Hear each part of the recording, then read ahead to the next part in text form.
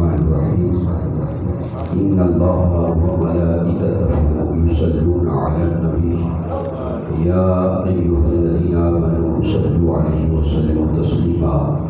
صدق الله العظيم وصدق رسوله النبي الكريم الأمين سارے مصطفیٰ محبت نال سرکار علیہ السلام کی بارگاہ سے سلام تحضرانہ پیش فرماؤ الصلاۃ والسلام علیک یا رسول اللہ وعلی آلک واصحابک یا حبیب اللہ الصلاۃ والسلام علیک یا رسول اللہ وعلی آلک واصحابک یا حبیب اللہ حمد و صلاۃ و قابل صد احترام علماء ذی وقار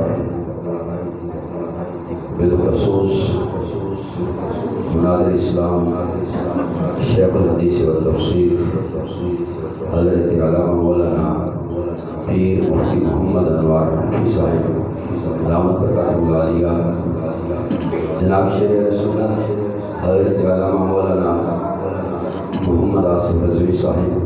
متعزیل اللہ علیہ اور اس مسجد دے خطیب حرد العزیز مجاہد علیہ سنت حضرت علامہ مولانا حافظ محمد اسماعیل نقشبندی تزویل مجد الکریم دیگر علماء کرام میرے بزرگوں نوجوان اسلامی بھائیوں السلام علیکم ورحمۃ اللہ وبرکاتہ۔ آج کی یہ سالانہ محفل میلاد مصطفیٰ صلی اللہ تعالی علیہ وسلم بسلسلہ درود شریف یہ انعقاد پذیر ہے۔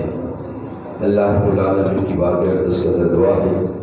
اللہ رب العالمین ہم سب کا یہاں آنا اپنی بارگاہ اقدس کے اندر قبول فرمائے، ہم سب کی نجات کا ذریعہ بنائے۔ عزیزان گرامی، دنیا کے اندر محفلیں تو بڑی ہوتی ہیں لیکن سب سے اعلیٰ محفل وہ ہے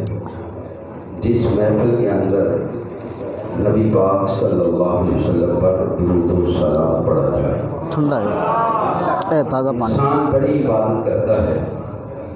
اپنے خیال کے اندر،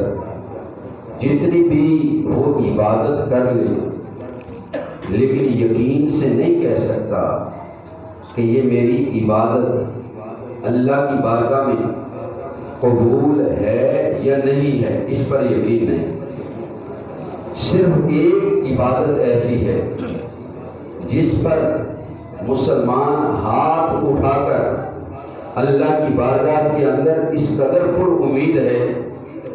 کہ جو وقت میں نے نبی پاک صلی اللہ علیہ وسلم پر درود و سلام پڑھتے ہوئے گزارا ہے وہ عبادت ہر حال کے اندر قبول ہے۔ اس کی وجہ یہ ہے کہ ہم نماز پڑھتے ہیں، نماز کے اندر کمی کوتاہی ہو سکتی ہے کیونکہ پڑھنے والا انسان ہے، روزہ رکھتا ہے انسان، اس کے اندر کمی کوتاہی ہو سکتی ہے کیونکہ روزہ رکھنے والا انسان ہے۔ جتنی بھی عبادات انسان خود کرتا ہے اور اس کے اندر کمی کوتاہی ہو سکتی ہے۔ درود شریف ایسی عبادت ہے جو انسان اللہ رب العالمین کی بارگاہ اقدس کے اندر کرتا ہے رب العالمین تو میرے محبوب حضرت محمد مصطفیٰ صلی اللہ علیہ وسلم پر درود و سلام دے۔ آپ جو کام اللہ کرے گا بتاؤ اس کے اندر کوئی کمی رہ سکتی ہے؟ اس لیے وہ عبادت ہر حال کے اندر قبول ہے۔ اور ایک حدیث سے بات کہ اللہ رب العالمین نے اس انسان کی قسمت کے اندر خوش نصیبی لکھی ہے جس انسان نے لکھتے ہوئے آپ کا نام لیتے ہوئے آپ کا نام لکھتے ہوئے آپ پر درود و سلام پڑھا بھی اور درود و سلام لکھا بھی۔ امام غزالی رحمۃ اللہ علیہ فرماتے ہیں کہ جب محشر کا دن ہوگا، قیامت کے دن، ایک بندہ اپنے اعمال کا جب حساب دے گا، نیکیاں کم ہوں گی، گناہ زیادہ ہوں گے،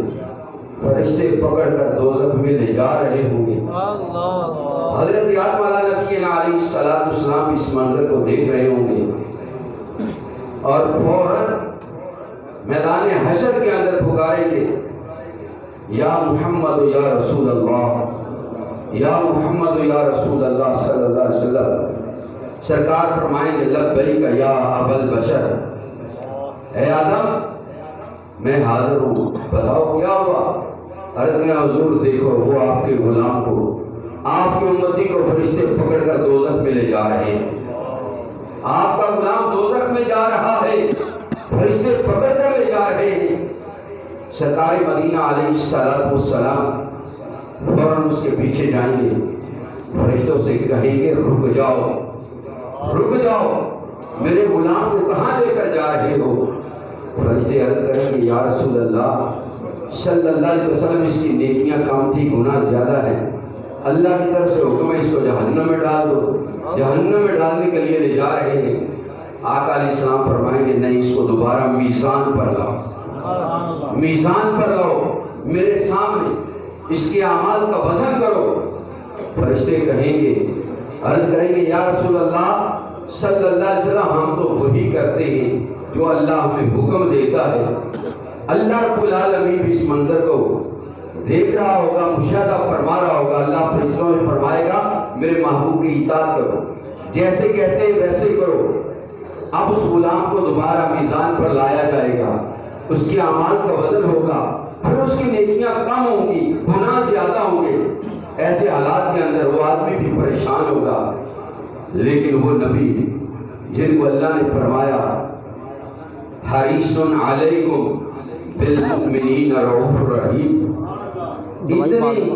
اپنے امت سے محبت رکھنے والا نبی اپنی جیب مبارک سے ایسے کاغذ کا ٹکڑا نکالیں گے اور اس کے نیکیوں والے پلڑے میں رکھ دیں گے،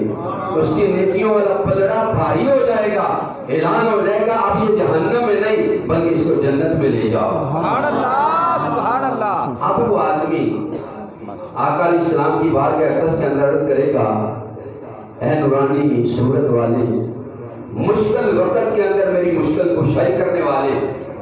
میری حاجت روائی کرنے والے آپ کون ہیں؟ یہ تو وہ وقت ہے جہاں اپنوں نے بھی نہیں پوچھا، ہر کوئی ساتھ چھوڑ گیا،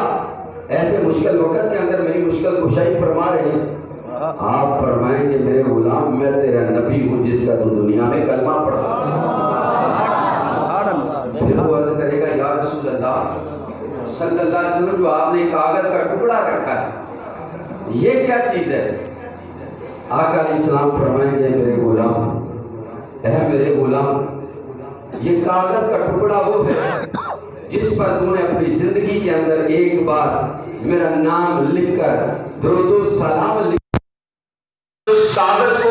محفوظ کر کے رکھا ہے، آج اس مشکل وقت کے اندر تیری مشکل کشائی کی۔ جو سرکار مدینہ علیہ السلام پر درود شریف لکھتا ہے، درود شریف لکھتا ہے، درود شریف پڑھتا ہے، اس کا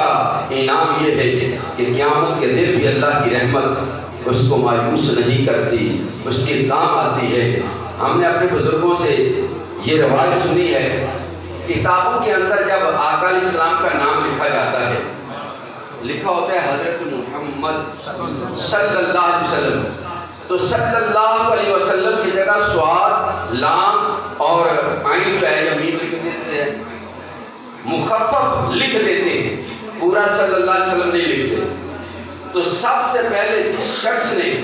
نبی پاک صلی اللہ علیہ وسلم کے نام کے ساتھ یہ لکھا تھا، اس وقت کے بادشاہ نے اس کے ہاتھ کٹوا دیے تھے، یہ اس کو سزا دی تھی